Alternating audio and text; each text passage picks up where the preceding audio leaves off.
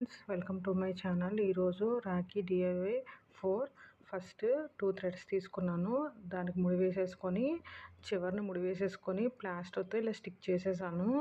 తర్వాత నా దగ్గర స్టోన్ బీడ్ ఉంది గోల్డ్ కలర్, అది ఒకవైపు దారానికి నీడిల్తో ఎక్కించేసాను. ఇంకొక దారం నుంచి మళ్ళీ ఫస్ట్ దారాన్ని తీయాలి, అప్పుడు ఈ బీడ్ ఇలా వస్తుంది. తర్వాత 2 దారాలకి అటొక 2 బీడ్స్ గోల్డ్ కలర్, ఇటొక 2 బీడ్స్ మళ్ళీ నీడిల్తో ఎక్కించేసాను.